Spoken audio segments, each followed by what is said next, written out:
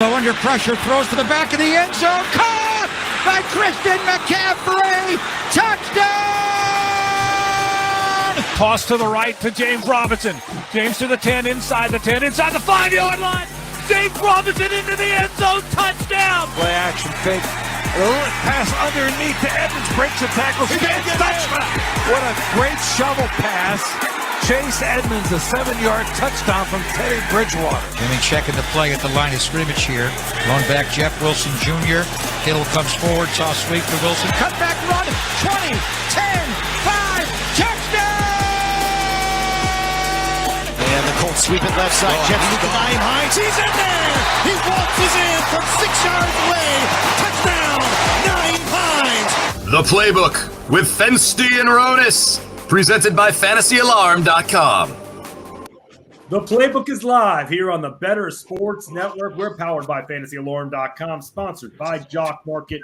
My name is Justin Festerman. His name is Adam Rodas for the next couple of hours. It's multi-sport madness here on your Wednesday. You heard some of the players traded prior to yesterday's NFL trade deadline in the open, and we thank to the respective team radio networks for all of the sound. What's going on, Roan? How you doing? Doing pretty well, getting ready to do some waiver wire work. All the bids are in. I just got to go through them later tonight. Had a couple that ran last night, and nice night of NBA action as well. So feeling good right now, man. And the temperatures here in the tri-state area, insane, man. It's around 70 degrees, sunny, and it's going to be like that way for like the next week. So trying to enjoy it. Global warming, bro. No snow. Trying to enjoy it. It could be snowing in 2 weeks. So got to enjoy this weather while we can.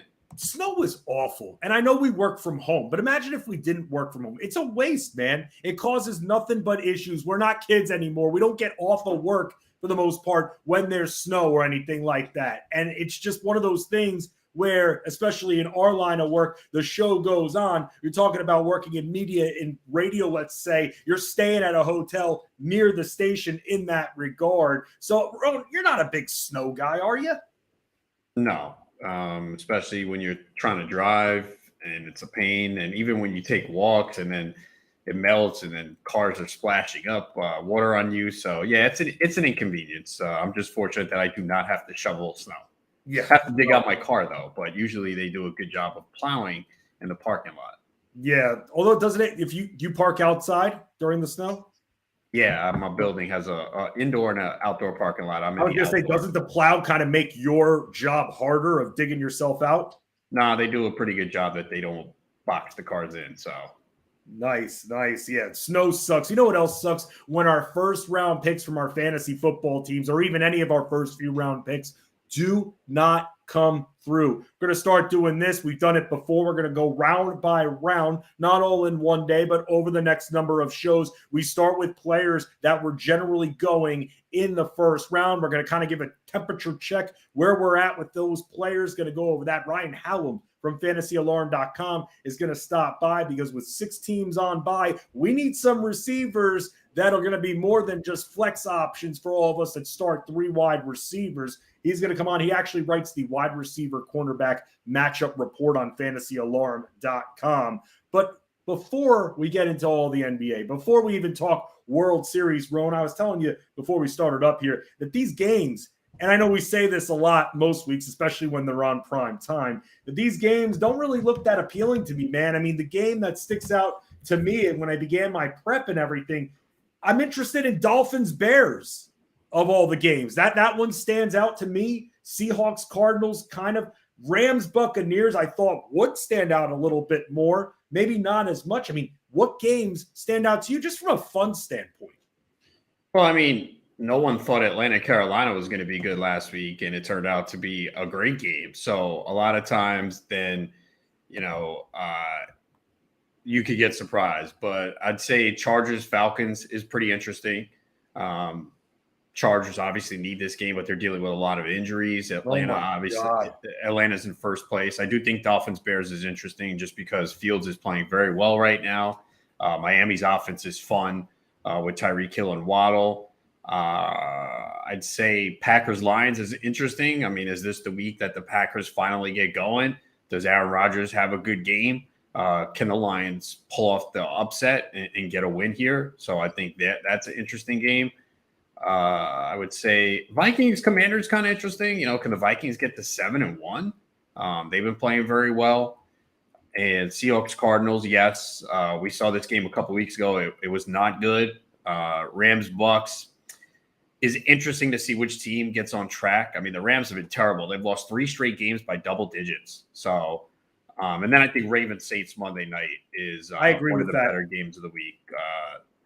So yeah, I mean, it's not the greatest week, but I think we say this most weeks because, as I said from the beginning of the year, there's not a lot of good teams in football. So if you don't get 2 good teams playing, you're not going to have a great game. We mentioned last week the only 2 teams above 500 that were playing were the Seahawks Giants. That was a very appealing game. And when you look at this week's schedule, I see 1 game so far that both teams are over 500. It's the Bills Jets, and the Bills are favored by 12.5. And Titans Chiefs, and the Chiefs are favored by 12.5. Those are the only 2 games where teams both have winning records, and both spreads are double digits, which should tell you the state of the NFL this season. Titans, to me, one of the biggest surprises. I told you I was in the FSGA draft. I had their under 9.5 wins. And the 2 things that I was worried about it was, 1, Mike Vrabel is a great coach, never had a losing season. That has turned out to be absolutely true. And 2, the division stinks. And that has turned out to be true. So both of my concerns have come to fruition, and it doesn't look great right now. But yet, as good as they are double-digit dogs prime time on the road. And the one good team the Titans faced this year, the Bills, on a Monday night primetime game, they got throttled 41-7. And as the Jets and Bills, the Jets defense is good. I would not be surprised if maybe they give the Bills offense some problems, but is Zach Wilson going to be able to take advantage? I don't know. This will be, as I mentioned before, it looks like it's going to be a pretty warm game as well. Temperatures could be in the 60s for this game, maybe reaching 70. So maybe not much wind there, but I think it's just we can go through the schedule every week and be like, oh, it sucks because, again, very few good teams in my mind. You mentioned Monday too, and Monday will have a little layer of drama because we've already got some injuries attached to Monday night's game. So we're going to be on this show hanging in the balance here, especially on the Ravens side. Maybe even for the Saints side too. We could be having. Oh, stop! Michael Thomas isn't playing. Let me dream this, please. Just let me dream this. Let me be like the dude in Willy Wonka and the Chocolate Factory. Have one more night where I can dream that this guy is going to be coming back. They got to figure out what to do, man. This has been the biggest tease in the world. It's like, have you ever been, let's say, teased by one of your dates or anything like that? Yes, not as much as you get older, but definitely when I was younger, man. Oh, it's the worst. How you feel like a fish on a hook. How bad is it, man? This is how I feel with this guy. If you're going to tease, eventually you got to finish the deal. That's all I'm going to say about that. But Michael Thomas, there's no tease. The guy's not playing. Like, I'm helping my friend in his work league, and he has Michael Thomas. And, every time he's ruled out, he's put on the IR. And I wanted to just drop him today because, again, the limited bed spots, and that's a league where waivers ran last night at Yahoo and then first come, first serve. And Deion Jackson was out there. And I was like, I got to get Deion Jackson. So I wound up dropping a kicker instead. But I kind of want to drop Michael Thomas at this point because, like, when is he going to play? What is he going to do? But I guess what I'll do is I'll just wait until he's ruled out, put him on the IR, and then get a kicker. It's annoying, man. I'm tired of this. Luckily, I'm not heavily invested. I have 2 shares of Michael Thomas, but it's very, very annoying when it comes to that. You know who else is very annoying to have? Imagine having a team with Michael Thomas and Keenan Allen, dude. More bad reports coming out about Keenan Allen, man. Yeah, look. Just when we think we're out, they pull us back in. Nah, I don't think he's playing, man. I always say that the players and teams are optimistic when it comes to injuries. I mean, they basically said he's not practicing today. Are you okay, bro? Are they coming for you? They are, yeah. I stole some candy yesterday from these kids. What did you do, bro? I stole candy from trick-or-treaters on Monday. You can't do that, man. That's I'm against just kidding. law. I would never do that, and I don't eat a lot of candy for anyone that knows me. But yeah, they said that Keenan Allen will not practice today, and it's possible he'll miss the game as the hamstring has not responded the way they had hoped. So this is an injury he's had since week 1. Came back, played the half before the bye, didn't play the second half. So yeah, it's a problem, and that's the one risk when you come back from a hamstring injury just a little bit too soon. So it's unfortunate. Again, I stayed away from Keenan Allen this year due to the age of 30.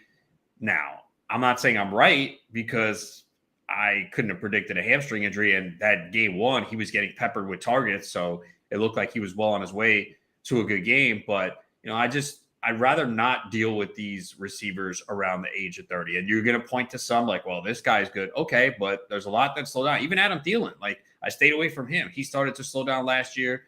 A lot of injuries, and he's so reliant on touchdowns. They're not as much there this year. So especially Keenan Allen, where the price tag was third round, it just was too pricey for me.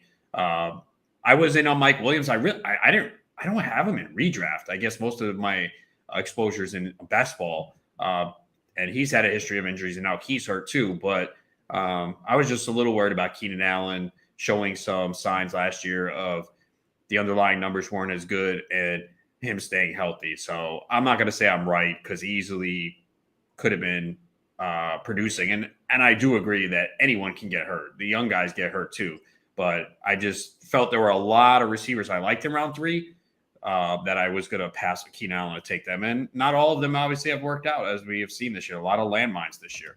Yeah, we're going to go over a lot of those landmines too. Still time for some of them to turn it around, but that's the big thing today. Let us know, what are some of the biggest fantasy mistakes that you've made? Whether you think they're draft mistakes or in the season, let us know. You can comment in the chat right here or tweet us at Bettor Network. It's okay. We all make mistakes, and it's best that we talk about them so we raise the awareness so we don't make them again. And it just makes you feel better to talk about it anyway. But from going back to Keenan Allen, one of the reports there, I guess from one of the Chargers beat reporters saying that apparently Allen said that the next time we see him on the field, it won't be in a limited, questionable fashion. It'll be full force, meaning that could be looking at some more time off. And that's just not good for me, who has, like I said, both Michael Thomas and Keenan Allen on the same team. I'm sure that a lot of you out there feel my pain when it comes to that. Some of the other news here, because we're going to have Ryan Hallam on in just a few minutes here, already for the Thursday night game, man. Nico Collins has been ruled out.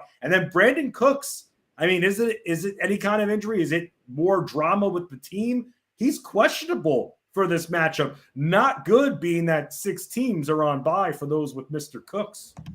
Yeah, I mean, at least you'll know by tomorrow night if he's in or out.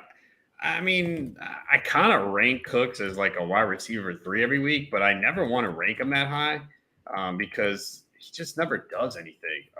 The only leagues I have Cooks in are best ball, but it's just been a down year for him. 1 touchdown on the season. I know there's weeks, he gets 8 to 12 points, but it's just, and now you have to wonder too, like clearly he doesn't want to be there. And there's always a problem when you're on a football field and you're just not into it. And I know he gets paid and he's a professional, but he's been on some good teams too. He's used to being on the better teams and producing. So he was on the Saints, right? He was on the Patriots, the Rams. That's right. Yeah, he's bounced around a little bit. He's bounced around a lot. Didn't he have a really good rep though coming in? I forgot some of the players drafted around him. But I felt like there were a lot of great things said. The tape was really great. But then he just became one of those players that just went from team to team in a trade. Yeah, and look, he's put up really good stats throughout his career. Even last year on this same Houston team, he had 90 for 1,006 touchdowns. So I understand why people were drafting him like, well, he's the number 1 option. It's just that the offense has taken a big step back. Davis Mills isn't as good as last year. So as far as Cooks, I mean, at least you'll know by tomorrow. And I know it's 6 teams on bye, so you are trying to find suitable options, and people are going to be digging deep at wide receiver this week and playing guys that they really don't want to. And then you got some of the interesting things with the running backs here, because you got DeAndre Swift. We talked about this a little bit with DeAndre Swift. He's still not 100%, man. I saw comments earlier today from what's the coach's name again? Campbell? Yeah, saying, he feels much better than he did last week. And then he didn't practice. Now, I know it's Wednesday, guys, but he is so frustrating right now. By the way, if I could just interject, so normally, because you've talked about— No, you can't. Okay, well, I'm doing it anyway. So a lot of the studs don't take the day off on Wednesday. So if you notice, and when some of the stud players are out of practice, I don't put them there in our notes there. But I felt like for this guy, because we've been able to peg him because they admitted that he wasn't ready for a full workload and clearly not 100%. I felt that it was meaningful, especially again, and we're going to keep saying this, a zillion teams on by, big out of practice guy in DeAndre Swift, and not a good sign. Yeah, trying to figure out what to do with him. I've been asked, someone was asking me today about trading for him. I'm like, look, I wouldn't unless you're desperate at running back because, you know, you had the bye week and these injuries haven't gone away, and you have Jamal Williams stealing goal line carries. And even if he is good to go, it doesn't seem like they're ever going to give him a full workload. So it is frustrating. There is not major news, but something to keep a note. But Darrell Williams of the Cardinals was placed on injured reserve. That's interesting in case James Conner sits again. You feel a little bit better about Eno Benjamin because Williams did cut in to Eno Benjamin a little bit this past week. I mean, other news here. I mean, we got to see about with Patterson, what ends up happening with him and the Atlanta backfield, seeing a lot of questions about that. And also, we talked about this with Cam Akers too. It's like it gets even worse, man, with this guy. Now they're trying to convince him, and apparently, according to the reports, they're trying to convince his agent to work with him to get him back with the team. Just cut your losses with this guy already. And I've mentioned this to you before. I feel like that we're seeing a lot more of this in football and basketball lately. Players that just don't want to be on the team and are just kind of quitting on their teams and trying to request trades. I mean, we dealt with it. James Harden dealt with it for 2 years with this guy in the NBA. I've requested a trade. It hasn't happened yet. Oh, dang. Where would you ideally want to be traded to? I mean, I can't make that public. Oh, wow. Dang. Uh-oh. Is Adam Ronis on the block? Might we have to get our first? Oh, wait. Now I'm getting a call from management. Just kidding. Schefter, like he was right around the deadline here. They're trying to do a show. Wait, I have to tweet out the news before I say it. So, no, we'll see. Ronis might be on the trade block here. I thought the deadline has passed. Well, Ryan Hallam, he is actually on standby here to join us and talk some wide receiver cornerback matchups here, Ron. So if you get traded here, you never know. It could be Mr. Hallam here that's walking into a ton of usage here on the playbook on Bettor Sports Network. We got our producers, AB, the resource, Adam Bernard. We also have Jared Moore, the People's Board Op, hanging with us too. We will talk about what we're pissed about because it is Wednesday. That is what we do. Roan, before we go to Mr. Hallam, quick question here from Burn Baby Burn in the chat here. I don't know if you had Kenyon Drake available in your leagues. I didn't in any of mine here, maybe except for one, but how much when it comes to a budget, from a budget standpoint, would you put on Kenyon Drake? If you need him, I guess for a stasher, I know it's relevant to who else is on your team. Yeah, it all depends on what your lineup looks like this week. And just keep in mind, the game is Monday. My guess is Gus Edwards probably doesn't play. It's a hamstring injury. So it really depends on how bad you need a running back this week. Just keep in mind, he's probably not going to help you long term. So if you really need someone this week and you're 3 and 5, you might have to go a little higher. And again, people know the history of their league better. I've seen it across all leagues. Like you'll see one player in Fab go for $213, and in another league he goes for $74. And I've always said breaking down Fab is the most challenging thing for me as a fantasy analyst because you could tell someone, oh yeah, go 20%, and then in one league he goes for 40, and another he goes for 12. Which is why, especially at this point of the year, you should know the bidding of your league. I'm in one league where it's not aggressive, another it's very aggressive. And what I also do is I look and go, okay, how much money does each team have left? And I also go to the roster grid and go, okay, running back is harder. Everyone needs a running back. So you have to inflate the running back numbers, like know that everyone's going to spend. But if I need a tight end, okay, who needs a tight end? And I go through the rosters and I go, okay, 1 or 2 teams need a tight end. How much money do they have? And then I do that accordingly. I know it's work, but if you want to be good at something, you have to put in the work. Yeah. Also look to see what players miss waivers consistently too, because you can tell that you see people consistently forgetting because the next day you see it in the morning, they're all of a sudden picking up players. But you know what happened? I'm not crushing this move, but there was an industry baseball league and the guy did nothing all year. And then the last 2 weeks of the season, he spent all his money picking up players, and he was out of it. I'm like, dude, where were you all year? And now you're spending all this money? Get out of here, man. Like, again, you know me. I applaud everyone who plays. Don't make fun of But you Dr. quit Roto already. like that. You quit. You disappeared for 3 months, and now you're going to spend all your money in the last 2 weeks? Get out of here with that garbage. Hey, he had to catch up so he wouldn't be embarrassed. Yeah, Don't talk about Dr. Roto like that, Roto. It wasn't him. Oh, by the way, Ian Rappaport coming out with a story. Ronas to Corey Nando and friends, Fernando DeFino. How much money are we going to have to take back for that? I mean, that's basically the same move. I mean, look at the Mayo we're Media kind of the same Network. in a way. Is it Mayo really that much Media. of a difference? I mean, I could do this whole show right now. No one would know. Is it Ronas? Is it Nando? No one would know. Wow. Don't stop. You're upping your value for this trade. You got to stop that right now. Let's get with Ryan Hallam. Give him a follow on Twitter at Fighting Chance. Talk some more football with him on the Playbook with Fensty and Ronas, powered by FantasyAlarm.com and sponsored by Jock Morgan. The Playbook with Fensty and Ronis is sponsored by Jock Market. Hey guys, how are you doing? Thanks for having me. Thank you for sponsoring the show on the network and everything, man. We much appreciate it. How would you recommend a novice make their introduction into Jock Market? For most people, we recommend we have free beginner contests. So anyone, if you play fewer than 50 events, free to enter. And instead of trading with cash like you do in our cash markets, we give everyone chips, the same number of chips to trade, and we rank people at the end based on how many chips you finish with. So totally free to enter, only against other novices, and you can sort of build a portfolio in a way that you would with real cash, just in a way that's a little more risk-free. For the people that are more, a little more adventurous and you want to deposit right away, I'd say pick, one or two players you think are going to be undervalued, and it's just that simple, right? They're undervalued today. I think they're going to outperform. Buy a couple shares and watch what happens to the price. Watch where people are offering to pay for them. And then as the game goes on, you say like, hey, Lamar Jackson's having a real bad first half, let's say. He's probably going to be the most expensive player. There might be opportunity to buy low on him and kind of watch as the game goes on and how the prices react.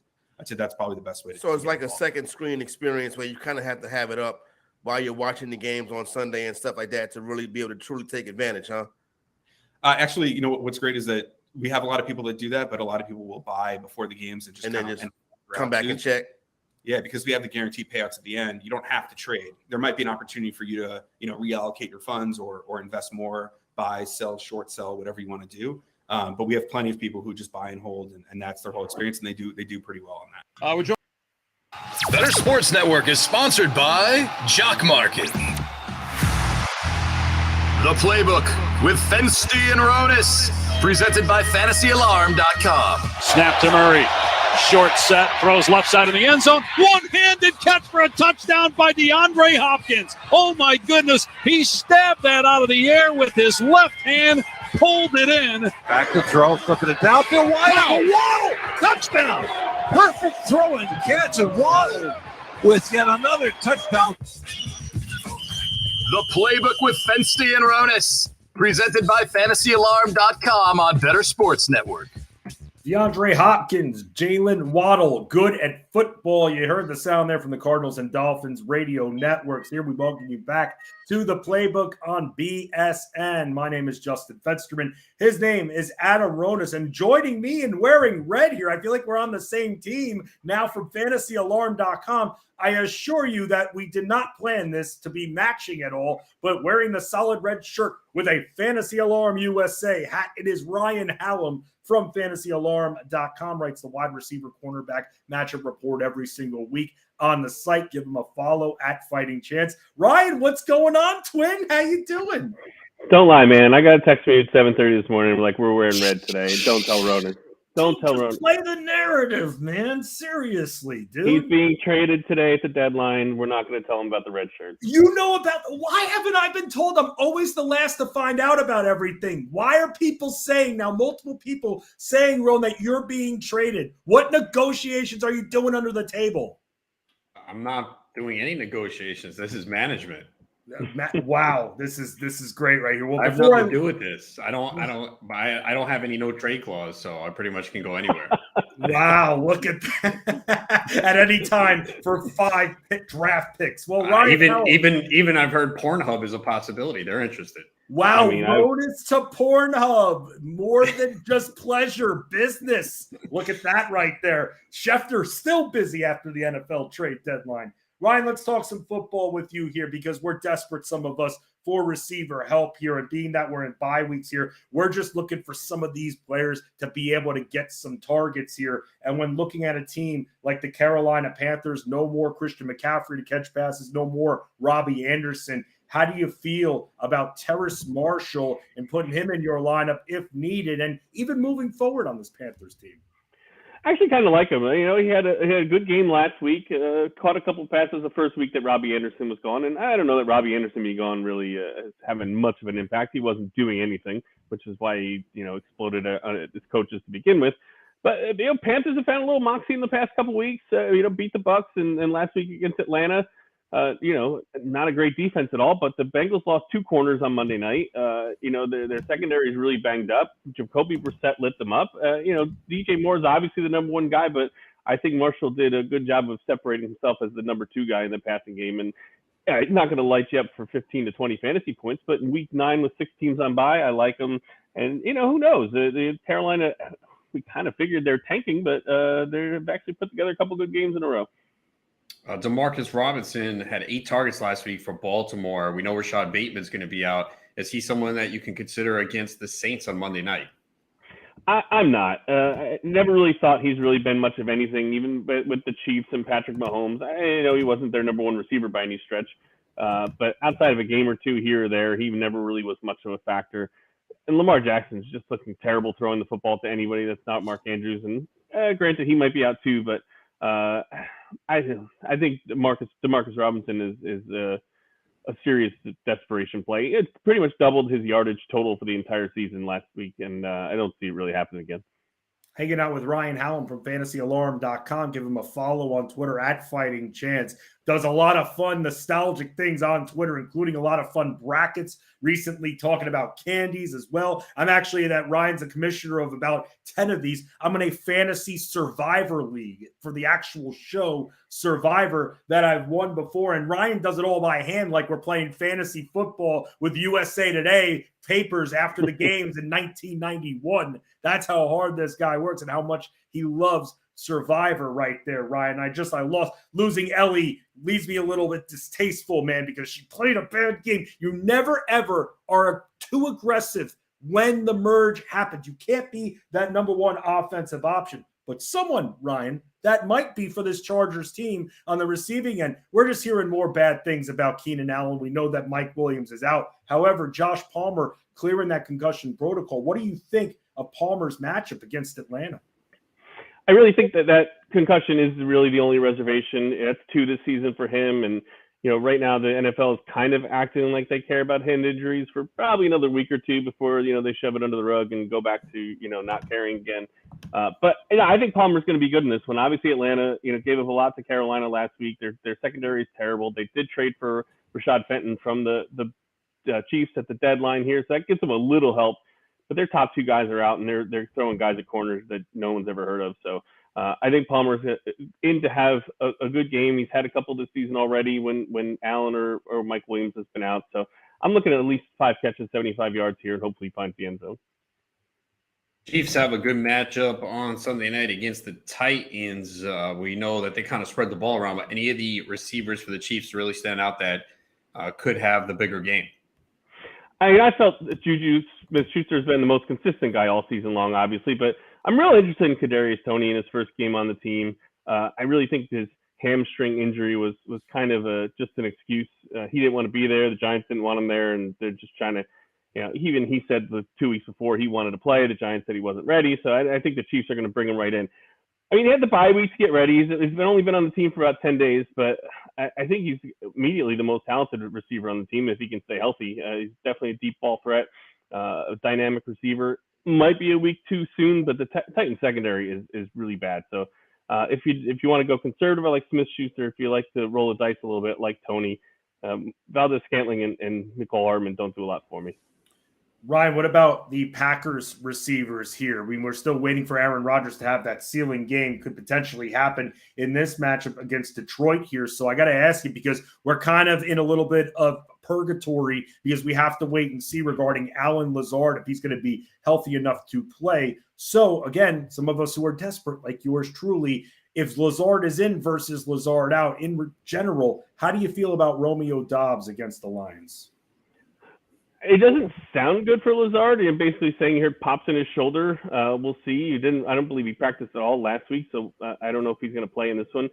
I mean, Aaron Rodgers has complained about his receivers all season long, but I think Doubs is like the one guy who can do it. I mean, who's against Christian Watson's probably out with the concussion, at least Sammy Watkins. I mean, I think we're all finished with him. And another rookie, Samari Toure, he had the touchdown Sunday night. And, they're 4,000 tight ends to throw to. But, I think Doubs is the one guy that he has a little bit of confidence in. He scored a few times this year, and I like him to find the end zone again, another 50, 60 yards.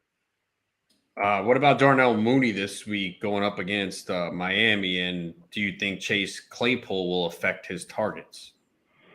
Probably not much this week. He's only been on the team, since Tuesday, Monday. Doesn't leave a lot of time to learn the playbook. I don't see Claypool having a huge role in his first game. Dolphins' Xavier Howard is one of the better corners in the league, but he has not played that well and has been hurt on and off all season long, coming off a core injury now. And Justin Fields is finally showing a little bit of improvement. They're letting him throw a little more. It's not 15 times a game anymore. Now it's up to about 25. And he's improved. Still a ways to go, but I like Mooney. If it's your wide receiver 3, I feel real good about him this week. Ryan, we talk about your article. We reference it a lot on fantasyalarm.com, your wide receiver cornerback matchup breakdown that you do every single week here. So why don't you just give us a little bit of insight for those that might be unfamiliar? And if you are, just go to the site and check it out even right now. But what exactly do you bring to the table when you write your piece every week? So every week I do both outside receivers for every team and against the cornerback that they play against. It lists their DFS salary. There's a little sliding scale of risky, moderate, and safe as far as their matchup against the cornerback. And then I list out my 10 favorite slot receiver matchups and then 5 DFS picks each and every week. At different levels, like, expensive guys, moderate guys, and cheap guys. Sorry. People are going to be digging deep at wide receiver this week with 6 teams on bye. Who are some other receivers that you're looking at that might be on the waiver wire or have some good matchups that maybe you normally wouldn't start, but because of the bye week issues, you might be getting them in your lineups? I think we talked about a bunch of them already with Doubs and who's the guy we talked about first? Palmer or Robinson, yeah. Robinson. I think possibly Zay Jones. I don't call it a revenge narrative kind of game. He used to play for the Raiders. It's more that the Raiders secondary is absolutely garbage. He's not on the waivers, but I think Gabe Davis is going to have a good game this week. Sauce Gardner's been a good corner for the Jets, which leaves, and he'll be on Stephon Diggs, so I expect a big game out of Davis as well. Alec Pierce, maybe, if Sam Ehlinger can do anything and actually look decent, I kind of like him as well. There's a couple guys that might be out there for you. Give Ryan a follow on Twitter at Fighting Chance, and make sure you follow all his work at fantasyalarm.com. Ryan, one more question for you. You mentioned revenge narratives, and Ronas and I talk and joke about them all the time because I've taken the stance where you either have to be all in on them or all out, because the rules of revenge narratives, I feel like, are a little bit loose, especially for those players that have been on 5 or 6 teams. I normally don't subscribe to the revenge narrative. You brought it up before. Do you subscribe to it, and are you all in or all out? Is it situational to you? I think it is situational because I think it depends on the guy and it depends on how his time with the team ended. Like, I think Odell Beckham would be the type of guy who's like totally into a revenge game. Like, I think he's got a chip on his shoulder from the Giants and the Browns. And if he were to go against one of those teams, wherever he signs, I think that he would want to go out there and try to stick it to one of his old teams. Whereas some other guys, even like Devontae Adams, I think he went against the Packers. I don't think that ended all that well. But I think a lot of other guys, if it was just when their contract ended or just they drafted someone who came up and outplayed them, that I don't think it's that. So I think it's kind of the mindset of the guy and how the time with the team ended. Yeah, I mean, I just had to ask that. I ask everybody that question because it's fun getting the interpretations and creating the narrative. That's what fantasy is all about there, and that's where the emotions tie in to all of it. Ryan, thank you so much for stopping by. Appreciate it, guys. Have me anytime. Yes, I love Roan talking revenge narratives, as you know, with people. I mean, you and I joke, man. I just have not. I'm just not into it, man. I want to be into it. I want to feel better about it, but ultimately, like Ryan just mentioned and we talked about before, sometimes relationships just end mutually and people just part ways and want to go different directions, and there's no bad blood attached to it. Yeah, I think, I mean, it's only natural, though. It's a human emotion that, right, if you left the team and you play them, you want to show them what they missed. It's natural, right? I mean, yeah, prove yourself. Yeah. So, I mean, again, it just, from what bothers me is that when it doesn't work, people come up with an excuse. Well, he's not that good. Oh, okay. So now, so someone who's really good has a big game. Wow, that's shocking. You know what I mean? So that's why I'm like sarcastic about it, because I'm like, okay, well, what about this one? It didn't work. Well, he's not that good. Oh, okay. So now we have to qualify it. Okay, got it. Dude, the parading and the victory lapping is just so gross. Look, I bet the prop on Derrick Henry over 99.5 rushing yards, but I'm not going around making like I just discovered fire. Okay, it's supposed to happen. It's Houston, and I'm seeing multiple networks bragging about, wow, what an amazing call. Henry over 99.5 rushing yards. That's not an amazing call. All the money was on the over. Right. It's not an amazing call. It's a call. Yes, it worked out for me. Yes, it absolutely did. And it looked good then. But I'm not saying it's the greatest call in the world. It's not. And people just are acting like it. And then next week they'll miss on their big running back or wide receiver that doesn't come through, and they'll ghost everybody because you cannot be wrong in the fantasy industry. How dare you be wrong in the fantasy industry? Well, let's talk about which players have wronged us a bit when it comes to the production department. Some of these players have gotten banged up. The first round failures, will just review some of the players that were drafted in the first round of fantasy football drafts in generally 12-team leagues. And we'll talk about which players have come through, which players haven't, and let us know what mistakes you've made in the 2022 fantasy football season. Essen already putting a player going number 1 overall in a good amount of drafts as someone disappointing. We'll also talk about how injuries play into that before we get even more pissed. It is Wednesday, and then we talk a whole lot of NBA, the playbook with Fensty and Ronis on BSN. The Playbook with Fensty and Ronis is sponsored by Jock Market. Make real money every hour, every minute, every second of every game.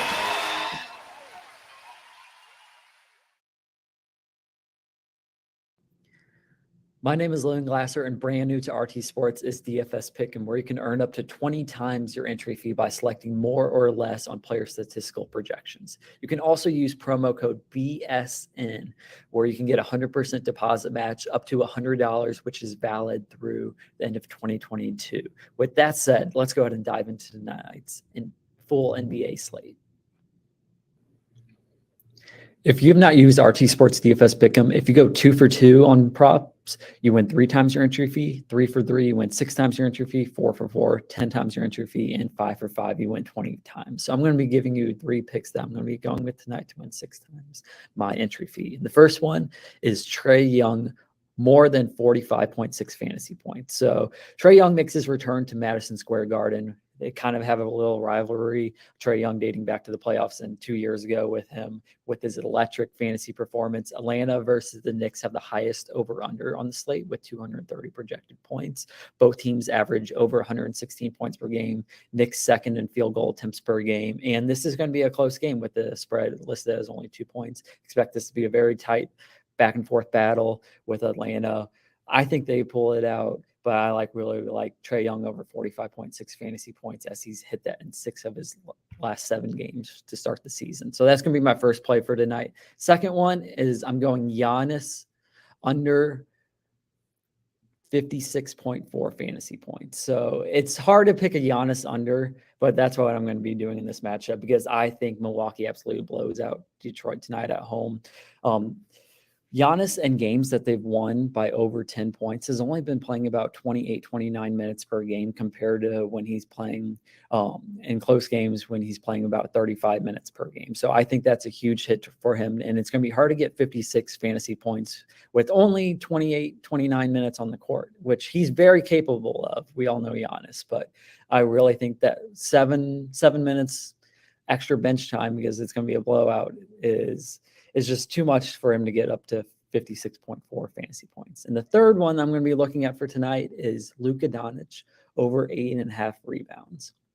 So that's going to be my 3 plays. So with Luka, Jazz are off to an electric start. They're 6-2. And even though they're supposed to be rebuilding, but Luka actually leads Dallas in rebounds so far this season. He's averaging 9.5 rebounds per game. Jazz are a very up-tempo team. They rank 6th in shots attempted per game. So I really expect this to be another high-scoring affair. It's going to be a close battle as well. I think Utah hangs in there with Dallas, and even better for Luka to stay on the court for that long, especially hitting that over 8.5 rebounds. So I really like these 3 plays tonight. Go ahead and follow along. You can earn up to 6 times your entry fee. Again, head over to rtsports.com, DFS Pick'em. Use promo code BSN to get 100% deposit match up to $100, valid through up until the end of 2022. Good luck tonight.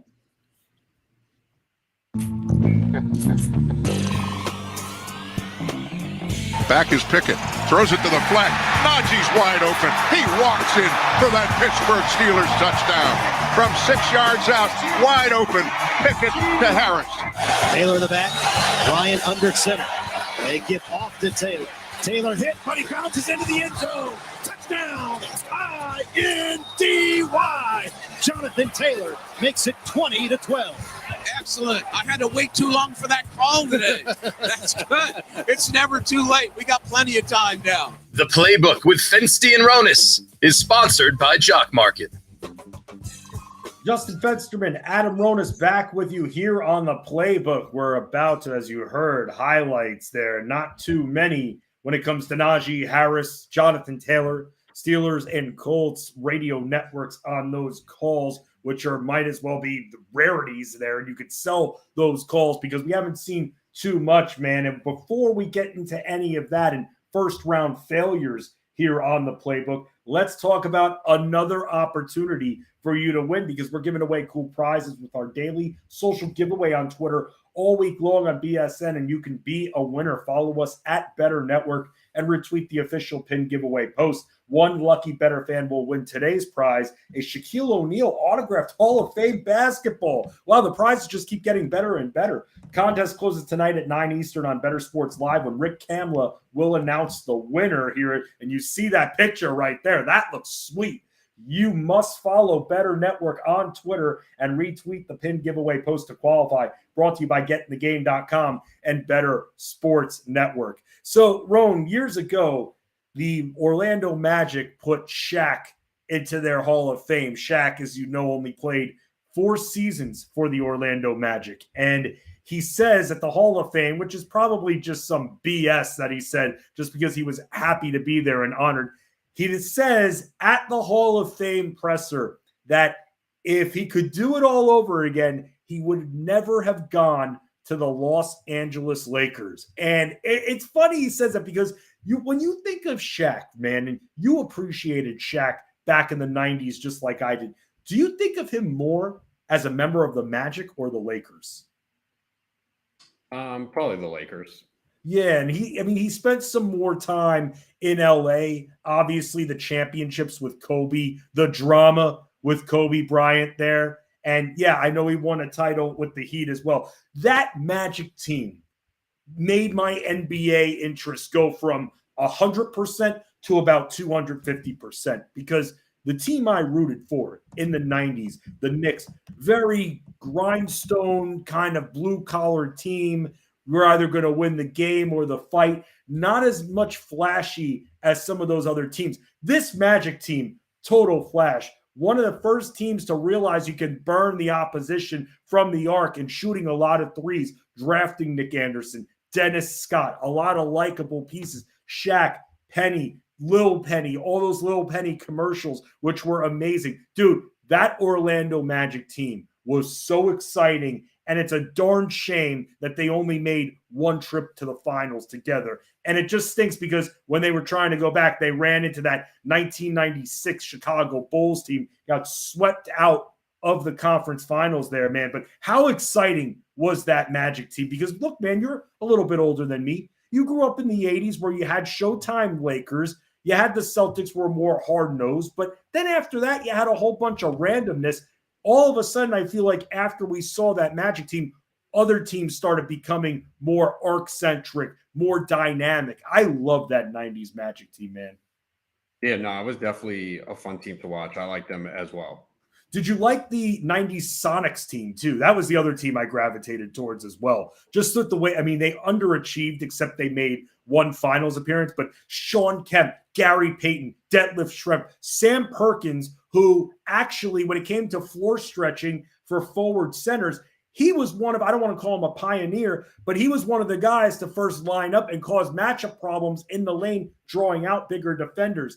Hey, Hersey Hawkins. They just had so many good players on that Sonics team too. But of course, with what happened in 94 when they were the 1 seed, 63 wins, they go down to the Dikembe Mutombo Denver Nuggets right there. But that Sonics team, that Magic team, just so much fun. They flew down. You imagine what the pace was back then. You'd have a lot of slow-paced teams, and then you'd have your top 3 or 4, and both Orlando and Seattle, I feel like back then, would be in it. Dude, you had to have loved the Rain Man, Sean Kemp. Of course. How could you not like Kemp? Yes. He has a lot of kids too, but none of them made the NBA or anything like that too. So I thought maybe we'd have the probability to see a Rain Man Jr. with that high-flying dunk, and then he got dealt to Cleveland. All right, enough about this, Roan. Stop distracting me with former 90s basketball stuff, okay? Please, we got to talk a little bit of football first-round failures here. Let's start with Jonathan Taylor, man. Would you have thought, I mean, I'm not even going to ask the question. The guy has 1 touchdown. That's it. He's got 1 touchdown. I know that he missed a little bit of time, but 1 touchdown thus far, man. What's going on with him? And I know that we're saying now with Nyheim Hines traded, pick up Deion Jackson. He's going to should be catching some passes. But man, Jonathan Taylor, dude, between him being banged up, not hitting the end zone, having this guy has been kind of a nightmare. Yeah, it has. I mean, your number 1 overall pick. He's got 1 100-yard game that came back in week 1. And since then, it's been a major disappointment. Even a lot of weeks not really involved in a passing game. This week, he had 1 target, didn't catch a pass. The week before, he had 7 for 27. So, yeah, it's been a problem, and he's not 100%. Didn't practice today. He got his ankle taped up during the game. So there's a good chance he doesn't play. And I picked up Deion Jackson in a couple leagues last night pretty cheap. I'm glad that the news kind of came out today, but it means if you are bidding on him tonight, the price is going to go up. I had a hunch that Taylor might not play after seeing him this past week. Now, at the same time, some of the reports are, he can try and play through this. He's not going to be 100% like he has been. But still, either way, we've already seen Deion Jackson get a start and really excel. So Deion Jackson should be rostered in every league.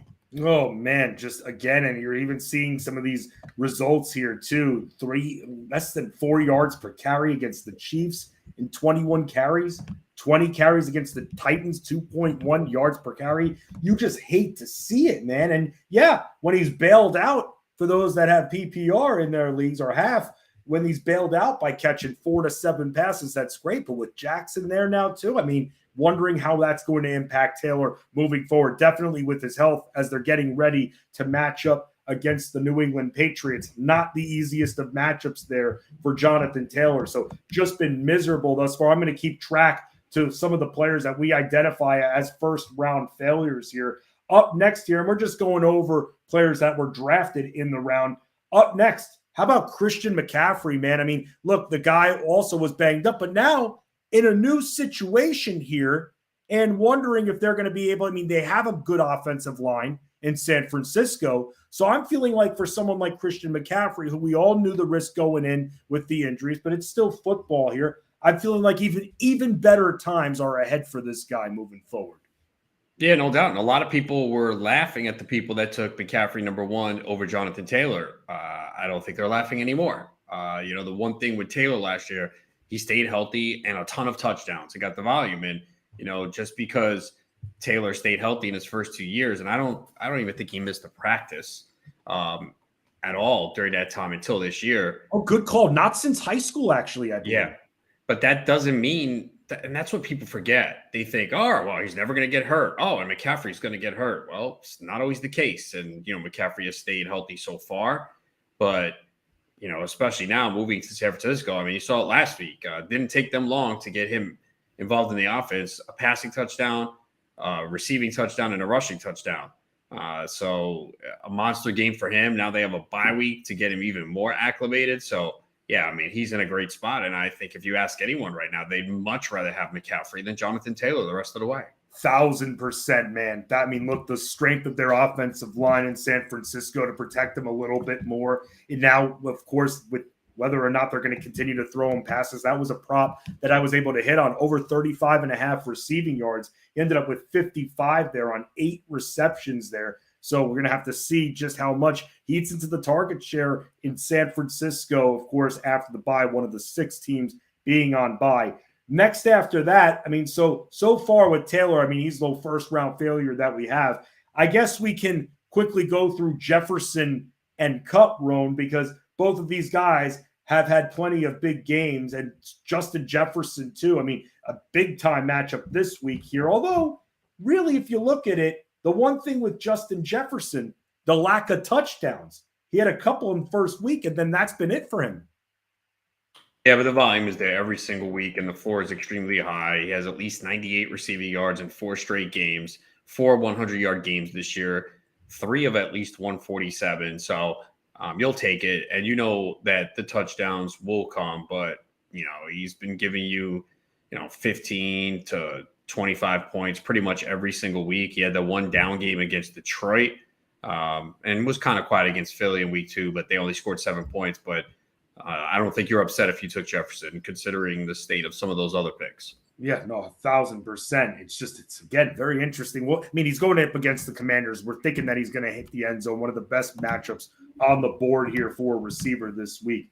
Cooper Kupp dealing with a little bit of an ankle injury here, so we're going to have to watch his health right now. Is scheduled day to day, but going up and getting ready for his week 9 matchup. Cooper Kupp, despite all the crap that we talk about with the Rams, Cooper Kupp's put quite a fantasy season together just in full PPR. He's had just 2 games under 22 points, fantasy points.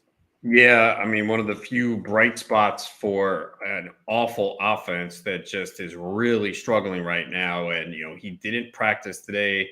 They're saying they expect him to play. I'm still not certain. I hope he does. Have him in one league. And if he doesn't play, then it's going to be a problem because that league starts 2 flexes instead of 1 with 3 receivers. So with bye week issues and injuries, I really need him out there this week. So I'm hoping he can play, but just kind of picking up where he left off. 4 100-yard games. The worst game was 44 receiving yards against Arizona. That's not something we're used to seeing. 3 games of at least 11 receptions, 5 games of double-digit targets. So we know the offense resolves around him, and even getting some carries recently. He's got 5 carries over the last 3 games. Very more effective runner at this point in this offense than whoever else has been running the football, man. Yeah, he's averaging 8.5 yards per carry, so it's clearly better than any Rams running back they throw out there.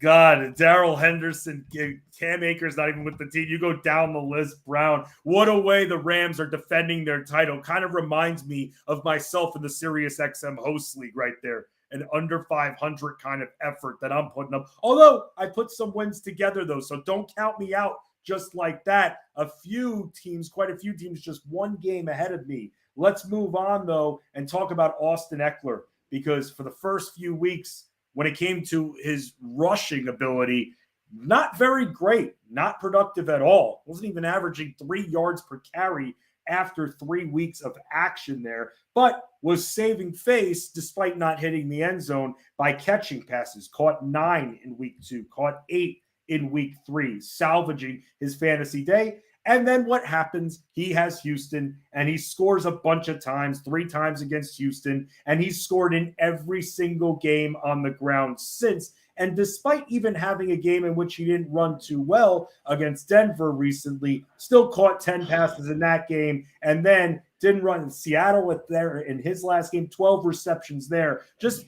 you don't even say bailed out, because he's had a nice balance between giving us the production on the receiving end and still at least getting into the end zone on the ground in each of his last 4 games. He has at least 8 receptions in 4 of 7 games. That's better than a lot of wide receiver ones. He has 22 receptions over the last 2 games on 28 targets, and it's probably going to continue this week because of the situation at wide receiver. So it's going to be constant dump offs from Herbert to Eckler. And again, they don't want to run him between the tackles too much. You know, he typically gets around 14 carries a game. So, yeah, I mean, Eckler's just in a great spot right now. Can score touchdowns as he has a rushing touchdown in 4 straight games. So, yeah, Eckler after the slow start, hopefully you did not sell, and hopefully you bought low while you could, because Eckler is a locked-in top 3 running back pretty much every week right now. There were some that were off of Eckler. Do you remember what happened in that regard when he was saying that, you know, he doesn't want, you know, full utilization or workload necessarily? Yeah, but see, I didn't look at that. I thought that was him being smart, you know, because he didn't want 25 carries a game, which you don't want that with Eckler anyway. Like, and they've always kind of, you know, I think the way they utilize him is exactly what you want, because if I'm playing in PPR leagues, which most of my leagues are, I want my running back really to catch more passes than have rushing attempts. And if you look at what they've done throughout his career, you know, from 2018, his second year league, 106, 132, 116 rushing attempts. Last year, 206. So that's about as much as you want him to get. Now he's at 84 this year, averaging 4.5 yards per carry, but I want him utilized like he was in 19, where he had 108 targets, 92 receptions for 993 yards and 8 receiving touchdowns. Or even last year, 94 targets, 70 catches, 647 receiving yards, and 8 receiving touchdowns. And that's kind of the pace he's on right now. He's already been targeted 61 times. So he's on pace to shatter his career high in targets, which was 108 in 2019.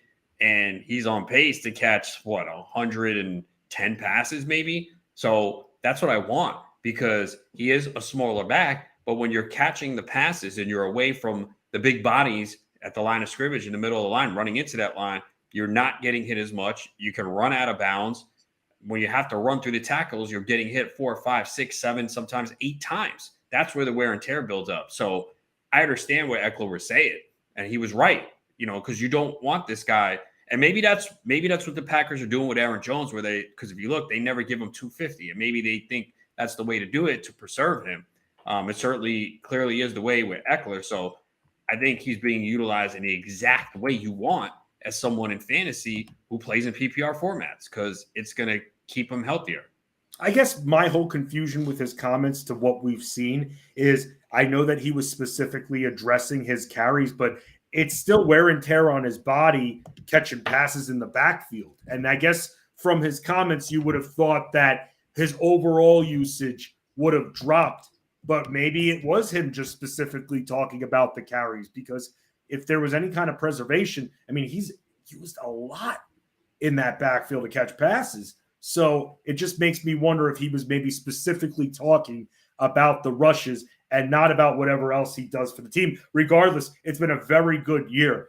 Someone it's going to be a little bit of a roller coaster here, because you love this guy, but now he's banged up with this hip injury. And right now, the 4 to 6 week timetable, that's what we're seeing, but could be lengthened. It's going to be a pain tolerance thing. But if really you look at Jamar Chase's fantasy season, not so great. Even for him, I mean, he had the very strong week 1, 10 receptions and a score, but then a bunch of subpar efforts. I mean, 7 for 50 for Chase, and then got back on track in week 6 with receiving 130 plus yards in 2 straight games against the Saints and the Falcons, then gets hurt, man. I mean, when thinking about his season as a whole, you got to think it's been a little bit of a disappointment. No, I don't think so. Again, I mean, who are you comparing him to? The lofty expectations, or you're comparing him to everyone in the league? I guess for me, I mean, I'm comparing him to the lofty expectations because that's, for this particular exercise, we're going back to where we drafted him. Okay, but in points per game in PPR formats among wide receivers, where do you think he's ranked? Where do you think he is? I'm going to say that he's 9th, 10th. No, he's 6th. And if you take away Hopkins, who played 2 games, he's 5th. So wow, he's not been bad at all. I mean, because look, your first round pick is not always going to return first round value. What you want from your first round pick is to, be in the top 10. I mean, yeah, ideally, if you take a Chase 5th, you'd love him to be 1, 2, or 3, but I drafted Chase a couple leagues and I was fine with his production. Again, 5th in points per game among wide receivers. If you take away Hopkins, I mean, I think it's unfair to put Hopkins in there. He's played 2 games and he's had 2 monster games. But Diggs is 1. Cooper's slightly behind him. Tyreek is 3rd. Jefferson's 4th. Chase is 5th. So he's right in the spot where he should be. So I don't think it's been a disappointment. Man, just the scoring being down, dude. I guess that's what I just got to get used to when we're talking about this, man. Because, yeah, I mean, you're looking at the overall. I mean, he's had some monster week. He's had those 30-point outings that he's had for fantasy, 130-plus receiving yards. So that's definitely boosted him and made up for some of those mediocre performances he had. We then move on, Roan, because we'll talk about a few more here. We move on to Dalvin Cook. Averaging, we had a little bit of a health scare with him earlier in the year. Seems to be fine, though. I mean, last week with the game that he had against Arizona, scored 111 yards on the ground, his best of the year. Also, I mean, thinking that he would have been a little bit more utilized in the passing attack overall. I mean, he just came off a 5-reception game, but outside of that, just has had 1 game of above 4 receptions. So with that, I got to ask you, man, what do you think of Dalvin Cook's year? He's been okay. I mean, again, there are a lot worse picks. I don't think he's, put your team on a sinking ship. When you look at points per game among running backs in PPR, he's 12th. So, he's in the top 12. So considering some of the other players, I don't think you're disappointed. I haven't drafted him anywhere this year. So I think he's been fine. I mean, again, not a boom, but not a bust. I think you're okay with your first round pick being an RB1. You probably expected a little bit more from him. Did he miss a game? I feel like he did, but maybe he didn't. So, I thought he left the game. Was it the Philly game where he had 6 carries? No, that was that was just that was where we're like, wow. What game did he leave? It doesn't look like he left any game. Yeah, I thought he missed a game. They're 6-1 though, and he's played 7 games. Right. And Essen, you're right, it was the shoulder injury that he had.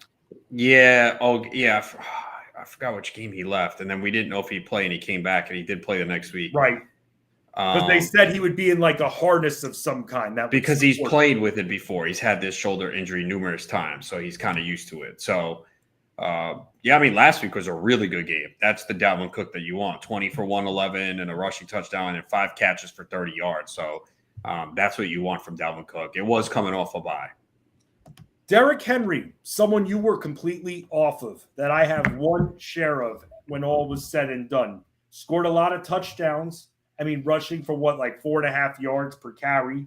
He's had his up and down games, but lately, when it came to his totals, I mean, over 100 yards now in 4 straight games. It's funny because we were talking about whether or not, you and I were debating whether or not he could get to 30 receptions here. And right now, he is at 14. So we'll have to see. It's going to be close. Well, this is a good week for him to pile up because they're big on the dogs. They should be playing from behind. I will say, though, it could lead to more Dontrell Hilliard this week. I think actually Dontrell Hilliard's a sleeper this week in season-long leagues with 6 teams on bye. I know it's risky, but he could play a lot more if they are playing from behind. Tennessee's been really fortunate with their schedule. They've won 5 consecutive games. They've been playing from ahead. Now, the best opponent they faced this year was Buffalo. They got trounced on the road in Buffalo Monday night, 41-7.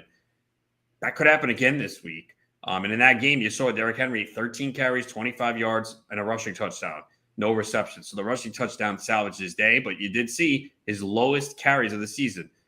They're obviously going to feed him early. My concern, again, was can he hold up over the whole full season? And maybe he can. Maybe he's just a unique player, which we've seen in the past. I mentioned last week his yards per carry were down. Well, going up against the Texans in the 6.8 yards per carry per game on 32 touches helped get him up to 4.5 now for the season. But my goodness, man, the last 3 weeks, 28, 30, and 32 carries. So we'll see if he can hold up. But yeah, he's been great so far. They've been a surprise. Again, they're very well coached and they don't beat themselves. And I think the way the state of the NFL is now, if you have a well-coached team and you don't make stupid mistakes, you're going to have success. The Giants are a perfect example of that. I guess Seattle to a certain extent too. And Tennessee is the epitome of it because if you look at the personnel and talent on this roster, you're like, how is this team 5-2? It's all Derrick Henry, and you know they're running the football. And especially last week, you knew they were running it, and they still can't be stopped. But again, Vrabel's a hell of a coach, never had a losing season, and they're just beating the teams they're supposed to beat. Houston, Indianapolis, Washington, Indianapolis again, Vegas. They did lose to the Giants, and that was a game late on the 2-point conversion, and they got thrashed in Buffalo. So I'm interested to see what they do this week against Kansas City. I think they get pummeled. Because if Kansas City jumps out to elite, how is Tennessee coming back? They're not built to play that way. So this will be an interesting week for Henry. He's still ranked as a top 5 running back, no doubt, but you have to hope that they stay in this game because if they start falling behind 17-0, they'll still roll with Henry. The question is, though, if Kansas City keeps extending that lead in the second half, do you see a lot of Dontrell Hilliard as they play in the hurry-up offense? And I knew at one point, and I don't want to mess up the numbers or anything, but I knew at one point a few weeks ago, they were awful when it came to letting up receptions to running backs too. At least a few weeks ago. I don't know if that's improved since, to be honest with all of you, but a few weeks ago, I had that pegged. I believe when it was Jacobs that was going up against them here, wondering if, hey, maybe they hold him down a little bit on the ground, but he can make up for it by catching a few passes right there. And that's where even Hilliard could come through even more room. Yeah, and that's what's certainly the possibility. And, if Kansas City is playing with a big lead, you're going to see teams, play hurry up and dump it off to the running back. But look, Derrick Henry is a stud, man. He's just one of those guys that kind of defies logic here. He's such a big body. And there are just some people that do, man. Adrian Peterson was that guy last decade. Henry's just more surprising because he's a bigger back. And it goes back to the Eckler conversation. Yeah, he doles out punishment. He takes a lot more punishment than most running backs because he's breaking tackles, barreling over people. So, yeah, he's got a big frame and he can absorb it, but he's taking a lot more hits than most other running backs and also getting enormous volume. And, we did see that volume kind of catch up to him at a point last year because, again, he was not very efficient last year and the injuries struck. And, I'm not saying it was responsible, but remember, last year, these were his games before he got hurt. Carries, 35, 28, 33, 29, 20, 29, 28. It's really hard in the NFL in today's game to have that amount of volume and be able to stay healthy the entire season. Yeah, and the other thing is, too, he's not like he's getting any relief, too, because, he's had injured receivers all year. And he's insane, man. He's just, respect the hell out of him. What he's done in his career once they gave him a full workload is just it's amazing. I never thought he was going to be that guy because weren't they tag teaming him a lot for the first few years? I know DeMarco. Yeah, they didn't allow him to get the ball early in his career, which was kind of surprising. Which in a way has kind of helped him get this workload over the last few years because he wasn't tag teaming with DeMarco Murray for at least 1 year. I remember. So early in his career, he didn't get the volume, so that kind of help preserve some of the wear and tear. And then the last few years, he's gotten fed the football because right now he's on a pace again to get, 360 carries. The career high was 378, 2020 plus. And I said to you, he's going to get mark him down for 275.